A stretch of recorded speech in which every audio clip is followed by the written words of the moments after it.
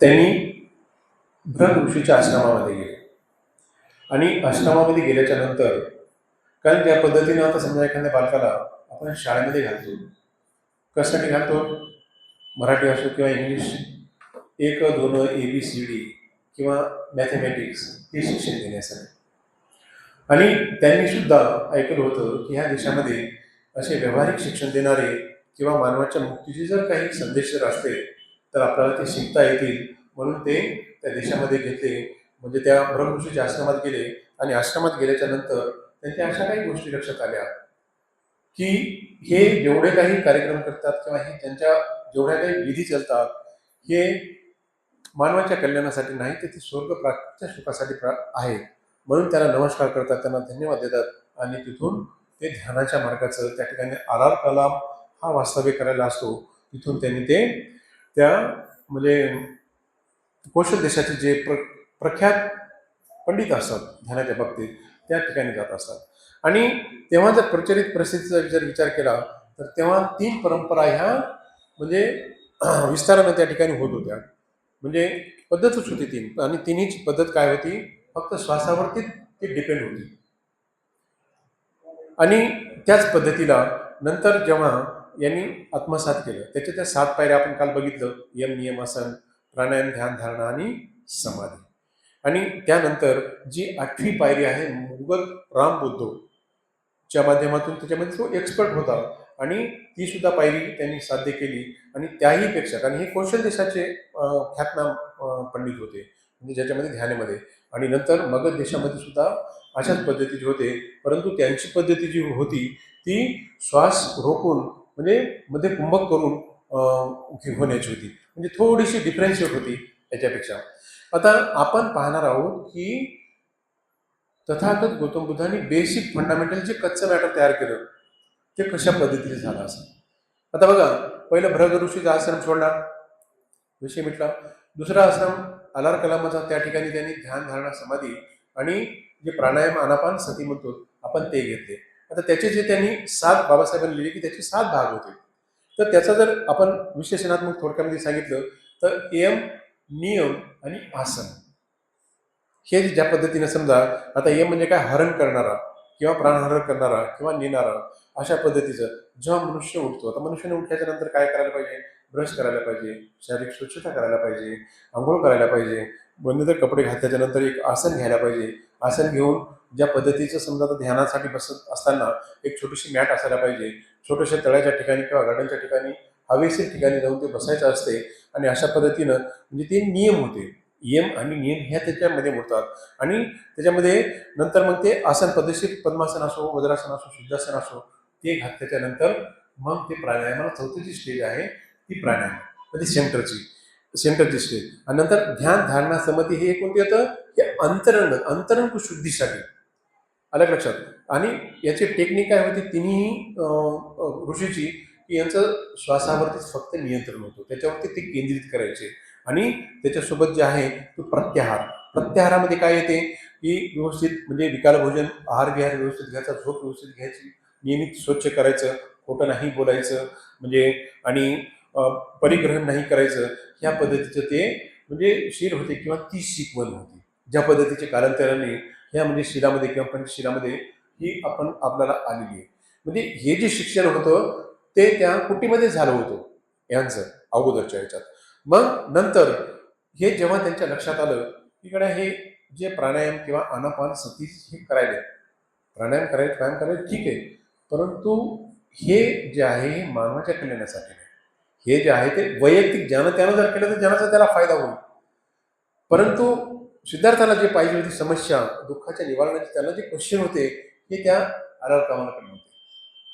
त्याच्याकडे ते टेक्निक होती, हे टेक्निक होते श्वासावरती कसं केंद्रित करायचं, स्वतःला आलं दुःख कसं नष्ट करायचं श्वासाच्याद्वारे. आणि ते नसल्यामुळं त्यांचे तो धन्यवाद देतो, त्यांना थँक्यू मानतो. आणि त्यांच्यानंतर त्या ठिकाणी तो त्या ठिकाणी जेव्हा मग ऐकलेला असतो की ते सांख्य दर्शनाचा प्रणेता जो असतो कपिल, तो त्यांच्याकडे जातो. कारण त्यांचा जो सिद्धांत आहे कपिलाचा, असा इतका सुंदर सिद्धांत आहे. त्यांनी ही सृष्टी जी आहे ती प्रकृतीला सृष्टी मानलेली आहे. कारण ही जी सृष्टीची उत्पत्ती होती किंवा ही सृष्टी जी आहे त्याला त्यांनी प्रकृती ही डेफिनेशन दिलेली आहे. प्रकृती आणि प्रकृती आणि पुरुष, पुरुष म्हणजे चेतना, प्रकृती आणि पुरुष मिळून ही जी सृष्टी निर्माण झाली, हिचा विकास पावलेला आहे, हे असं त्यांचं तत्त्वज्ञान आहे. आणि हाच मुद्दा सिद्धार्थांना सुद्धा पटला, कारण हा मुद्दा जो होता तो प्रत्यक्ष ज्ञानावरती होता, जे दिसते तेच. दुसरा त्यांचा मुद्दा होता की अनुमानावरती, एखादी गेसिंग, फॉर एक्झाम्पल जसं आता लाईट बिजली दिसत नाही परंतु त्याचा प्रभाव आहे, आणि ह्या पद्धतीचा होता. आणि अशा पद्धतीनं दोन्हीचं तत्व कोणतं होतं समान? सत्व. सत्व म्हणजे जीव किंवा चेतना. सत्व रज तम हे म्हणजे प्रकृती, प्रकृती म्हणजे सृष्टी किंवा निसर्ग, आणि त्याच्यामध्ये जे पुरुष म्हणजे चेतना, म्हणजे श्वास म्हणा किंवा एक नर्वस सिस्टीम ऍक्टिव्ह म्हणा, हे मिळून जे आहे ते हे पूर्ण ब्रह्मांडाची किंवा ह्या पृथ्वीची किंवा ह्या जगाची निर्मिती झाली, असा कोण सांगत होता? सांख्याचा प्रतिनिधी कपिल. आणि हा सिद्धांत गौतम बुद्धांनी सुद्धा मान्य केला, डॉक्टर बाबासाहेब आंबेडकरांनी सुद्धा प्रत्यक्ष आणि अनुमान हे जे सांख्याचं दर्शन आहे हे त्यांनी मान्य केले. आणि नंतर आपण काल बघितली की ही जे सत्व रज तम म्हणजे ज्या पद्धतीनं उदाहरण दिले बाबासाहेबांना अतिशय. आता प्रकाश जर पाडायचा असतं तर 3 तत्व हे आवश्यक आहेत. पहिलं एक तर तेल पाहिजे, दुसरं वात पाहिजे, आणि अशा पद्धतीनं ती तेल आणि वात याचं जर मिलन झालं तरच लाईट पडतो. त्याच्यामध्ये थोडं जरी कमी झालं, तेल जरी कमी झालं, लाईट कमी होतो, अज्ञान होतो, अंधकार होतो, किंवा वात जरी कमी झाली तरी अंधार पडतो, अंधकार होतो, म्हणजे दुःखाकडे ती वाटचाल होते. म्हणजे हे बेसिक फंडामेंट्स. आणि पुरुषाचे कोणते 3 तत्व आहेत की वात पित्त कफ, ज्या पद्धतीनं हवा इकडून तिकडे जाते, संध्याकाळ सुद्धा होते, दिवस सुद्धा होतो, रात्र सुद्धा होते, या पद्धतीने जे डेफिनेशन असतात असे 25 तत्व आपण काल पाहिले. त्याच पद्धतीने मग नंतर हेच 25 तत्वानं माणसाची तयारी होती. मग याला कोणते आहेत कारण? मग याला कर्मेंद्रिय. कर्मेंद्रिय कोणते येतं? हात पाय, आपले दोन्ही पाय, हात पाय, तोंड जे बोलतो, कान ऐकतो, नाकाने श्वास घेतो, हे कर्मेंद्रिय झाले. मग याची जी इंद्रिय आहेत सगळ्याचं ज्ञान देणारे जे आहेत, समजा आता काही रस ग्रहण करण्यासाठी आपल्याला जीभ आवश्यक आहे, शब्द ग्रहण करण्यासाठी कान आवश्यक आहे, दृष्टी पाहण्यासाठी डोळे आवश्यक आहेत, आणि सुखद असुखद, थंड किंवा गरम याचा स्पर्श जाणवण्यासाठी जे ही त्वचा जी आहे, ही काया जी आहे, ही आवश्यक आहे. आणि हे कशावरती डिपेंड आहे? कशावरती बनलेले आहे? जी पृथ्वीची निर्मिती झालेली आहे, पृथ्वी, आप, तेज, वायू आणि आकाश, ह्याचे तत्व सुद्धा माणसामध्ये असतात. जल सुद्धा माणसामध्ये आहे, पृथ्वी म्हणजे जडत्व सुद्धा माणसामध्ये आहे, हवा सुद्धा माणसामध्ये आहे, उष्णता सुद्धा, अग्नी म्हणजे तेजत्व सुद्धा माणसामध्ये. ज्या पद्धतीने एखादा मातीचा घडा भरला, मातीचा घडा कशा पद्धतीने होईल? माती आली तिथं, मातीमध्ये पाणी मिक्स केलं, पाणी मिक्स केल्याच्या नंतर ते भट्टीमध्ये तापवलं, त्याच्यानंतर त्याचं जे काही रूपांतर झालं ते माठामध्ये रूपांतर. म्हणजे हे जे तत्व जे आले त्याच्यामध्ये जे तत्व आले, ही बेसिक प्रिन्सिपल कोणाची होती? सांख्याची होती. आणि हे सांख्यदन त्यांना डिटेलमध्ये त्यांनी त्या ठिकाणी शिकलं, आणि हे शिकल्याच्या नंतर मग त्यांच्यानंतर ते लक्षात आलं की ह्या गोष्टी आहेत. परत याच्याही व्यतिरिक्त अजून काही आहे का हे पाहण्यासाठी अजून सिद्धार्थाचा ध्यास हा कमी होत नाही, आणि तो त्याच पद्धतीनं तो करत असतो. आणि अशा पद्धतीनं ते पोषण देश, मगध देश याच्यातून चालल्या गेल्याच्या नंतर आता हे तसं सगळं काही शिकलं. हे शिकल्याच्या नंतर आपण बघितलं प्रकृती म्हणजे निसर्ग, पुरुष म्हणजे चेतना तत्व. मग हे चेतना तत्व जे आहे, कारण ज्या कारणासाठी लोकांनी भांडण केले होते रोहिणी नदीच्या पाण्यावर, तिथं माणसंच होते. मग ह्या माणसामध्ये जीव आहे. मग ह्या माणसाचे जे पंचकोश आहे किंवा शरीर जे आहे, तर मग याचे कोश कोणते? त्यांचं 5 ठिकाणी डिवायडेशन केलं.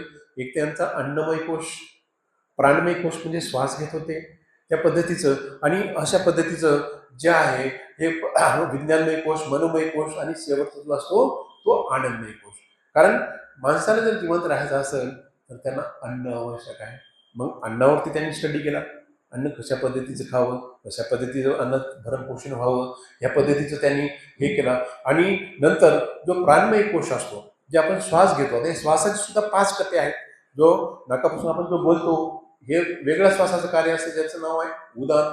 त्या उदान श्वासातून आपण बोलण्याचं कार्य हे होत असते. आणि जो प्राण घेतो जे की हार्टला, फुफ्फुसातून जे हृदयापर्यंत जातो, त्याच्यामध्ये हे ऑक्सिजन मिसळतो, आणि तो ऑक्सिजन सगळीकडे पसरतो. ते काम करतो कोण करते? व्यान करते. व्यान म्हणजे एखादं जर समजा पाण्याचं भांडं आहे आणि त्याच्यामध्ये जर एक तेलाचा ड्रॉप जर टाकला तर कशा पद्धतीने स्प्रेड होईल ते स्पीडली त्या पद्धतीचं ते व्यान वायूचं कार्य असते. आणि हे झाल्याच्या नंतर आपण वायू म्हणजे बेबीच्या खालीचा जो श्वास असतो, कारण हे सगळ्या जे टेक्निक होता किंवा ही जी सगळी काही शिकवण जी होती ती श्वासावरतीच केंद्रित होती. त्याला त्यांनी अपान वायू नाव दिलं. कारण त्या अपानामध्ये जर बिघाड झाला तर मनुष्याचं चेतनायुक्त पुरुषाचं मलमूत्र विसर्जनामध्ये अडथळे येतात आणि त्याला दुःखाची उत्पत्ती होती. याचं सुद्धा त्यांनी ते ज्ञान घेतलं. आता ही सगळी ट्रेनिंग झाल्याच्या नंतर मग त्यांनी असा विचार केला की सतत हे जो संघर्ष आहे तो जवळपास 5-6 वर्ष त्यांनी सतत केला. आणि अशा पद्धतीनं नंतर त्यांनी ह्या गोष्टी बघितल्या की आपण आता ग्रंथ वाचन करत असताना विषय सुख हा जवळपास 35 ते 40 वेळा शब्द आलेला आहे. आता विषय सुख म्हणजे काय, कोणी सांगू शकतं का? विषय म्हणजे काय? माणसाचे विषय कोणते? कर्मेंद्रियाचे किंवा ज्ञानेंद्रियाचे विषय, कानाने ऐकायचे, डोळ्याचे पाहण्याने, जिभेने रस ग्रहण करण्याचे, हे जे सब्जेक्ट असतात ह्याच्यावरतीच नंतर त्यांचं ते असते. आणि ह्या इंद्रियावरतीच जर ताबा मिळवला तरच काहीतरी घडू शकते, ही सिद्धार्थाची म्हणजे भूमिका झाली होती. आणि नंतर मग ह्या गोष्टी आत्मसात केल्याच्या नंतर त्यांनी असं मनाला विचार केला की आपण एवढं पहिली दुसरी तिसरी चौथी पाचवी सातवी आठवी सगळं आपण शिकून तर आलो, पण आता लोकांना कसं सांगायचं? मग लोकांना अधिकारवाणीने सांगता यावं ह्या गोष्टीचा त्यांनी मग सराव सुरू केला. स्वतः त्याची तपश्चर्या केली. आणि तपश्चर्याची एवढी सिद्धी विकोपाला गेली होती की एखाद्या वेळेस एक दाणा खाऊन बघायचं माणूस जिताना जातो. एखाद्या वेळेस खडेच खायचे, एखाद्या वेळेस पानच खायचे, एखाद्या वेळेस गवतच खायचं, थंड्या पाण्यातच किती वेळ बसून राहायचं, गरम पाण्यातच किती वेळ बसून राहायचं, डोकं भिजवत राहायचं आणि कोणतेही मंत्र म्हणून पाहायचे. आणि अंगावर चिखल लेपायचं, अंगावर जेवढा घाम येईल तेवढे किटाणू बसू द्यायचे, म्हणजे जेवढ्या काही विस्तवावर चालायचं किंवा एखाद्या घनदाट जंगलामध्ये बसायचं, एखाद्या हिंस्र प्राण्यामध्ये बसून पाहायचं, म्हणजे अशा जे अघोरी प्रत्या होत्या, पाण्यावर बसून पाहायचं. विविध कामी या आसनशैलीची किंवा आसनाची पूर्ण प्रॅक्टिस झाली होती. आलरकामा उदक रामपतो याच्याकडून ती शैली शिकली होती. आणि योग शिकल्याच्या नंतर माणूस काही शक्य नाही, प्रत्येक गोष्टी हा योगी करू शकतो हे तुम्ही जाणता. पण स्वतः अनुभव घेण्यासाठी त्यांनी हे तपश्चर्या एवढी विकोपाला नेली की त्यांची कठोर. आणि नंतर जेव्हा वटवृक्षाखाली बसत असताना ह्या तपश्चर्याचा शेवट झाला तेव्हा त्यांची बॉडी एवढी क्षीण झाली होती. सगळ्या गोष्टी भृग ऋषीनं तसंच आश्रम सोडायला आले होते. भृग ऋषीच्या आश्रमामध्ये जेवढे काही प्रयोग चालत होते तेवढे त्यांनी स्वतः केले. किंवा अजून दुसरे जे काही रस्त्याने चालता ऋषीमुनी होते त्यांनी सुद्धा स्वतः प्रयोग करून पाहिले. आणि नंतर त्या वटवृक्षाखाली किंवा त्या निगोजच्या वृक्षाखाली किंवा बरगदच्या पेडच्या खाली बसल्याच्या नंतर जेव्हा ती सुजेता स्वर्ण पात्रामध्ये ती खीर घेऊन येते, कारण तेव्हा खूप क्षीण झालेला असते, शरीर खूप क्षीण झालेलं असते. आणि मी काल सांगितलं की एखादा किती जरी माणूस आजारी असला तर त्याला ग्लुकोज जर दिलं किंवा साखर जरी एखाद्याला कमी झाली किंवा जर वाढली, त्याच्यामध्ये वाढो किंवा कमी हो, शुगर जर दिली तर त्याची चक्कर कमी होतं. मग ती शुगर कमीची असो का जास्तीची असो, कारण शुगरवाली पेशंट मला ती माहिती आहे. कारण फर्स्ट ट्रीटमेंट कोणती आहे त्याची, इमर्जन्सी ट्रीटमेंट ही त्यांना साखर देणं. आणि खीरमध्ये काय असते, हाय रिच म्हणजे ग्लुकोज असते, प्रोटीन असते, कार्बोहायड्रेट असते, जे की शरीराला पोषण होणार असतं. आणि सगळ्यात महत्त्वाचं, मेंदूवर जेव्हा सूज येते, मेंदूवरती तेव्हा ताण येतो, तेव्हा ग्लुकोज हे एक जीवनावश्यक वस्तूमध्ये बोललं जातं. कारण त्याच्यामध्ये मेंदूची सूज कमी होते, विचारशक्ती वाढते. आणि जेव्हा ती खीर प्राशन करतात तेव्हा ते सुखद वेदना जाणवल्या. आता बघा, 6 वर्ष पूर्ण क्लिष्टाईन वेदना बघितल्या त्यांनी, म्हणजे वेदना वेदना वेदना, त्रास त्रास त्रास. आणि जेव्हा इनटेक झालं कशाचं, खिरीचं, तेव्हा त्यांना थोडंसं सर्क्युलेशन वाढलं, शरीर प्रफुल्लित झालं, प्रसन्न झाले, त्या सुपपिट्टे खातात जातात, पोटभर ती खीर खातात. आणि त्यांचा कॉन्फिडेशन लेवल एवढी वाढते, कारण त्यांना 2 गोष्टी कळून चुकल्या की अरे यार, जगामध्ये एक तर त्रास आहे, पण त्रासावरचा इलाज सुद्धा होऊ शकतो. त्यांनी स्वतःलाच प्रश्न केले की मी जे हे त्यागतोय याच्यातून तर काही निष्पन्न झालंच नाही, मग कशासाठी करू? मग त्याने स्वतःला विचार करतात की जर मला हे करायचं जर असतं तर शरीराचं भरण पोषण करून सुद्धा मी करू शकतो ना. कशाला मला क्लेशदायक यातना पाहिजे, किंवा कशाला मी म्हणजे तपश्चर्या तेवढी कठोर करू, अशा पद्धतीच्या निष्कर्षावर येतात. आणि नंतर ते सांगतात की ह्या जर गोष्टी जर करायच्या असल्या तर माणूस हा शारीरिक ज्या काही गरजा असतात त्याची पूर्तता करून सुद्धा त्या गोष्टी तो करू शकतो. ह्या गोष्टी येतात आणि तो कठोर तपश्चर्येचा मार्ग असतो तो त्यात. आणि ते सुवर्णपात्र जे असतात ते गंगेच्या उलट्या दिशेने फेकतात आणि ते एका ठिकाणी बुडते. उलट्या दिशेने फेकतात.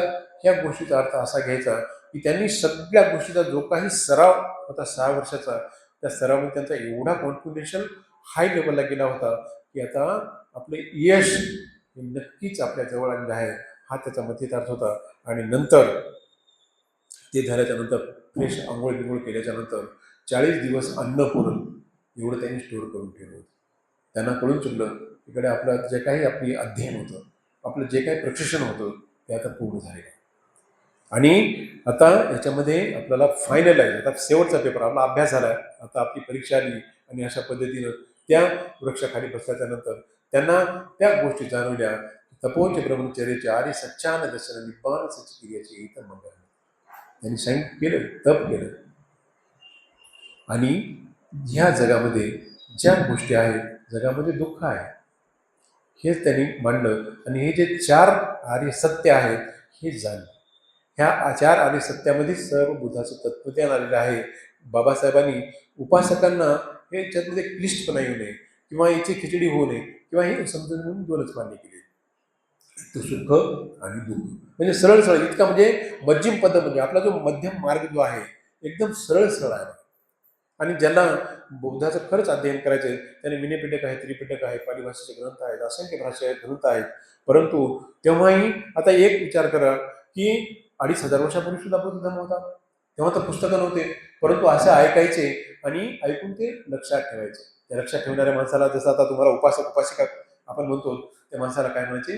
भानक म्हणायचे. भानक म्हणजे त्यानं काय करायचं, आता मी जी सांगतोय समजा पंडित सरांनी ऐकायचं, नंतर त्याने स्मरणात ठेवायच्या.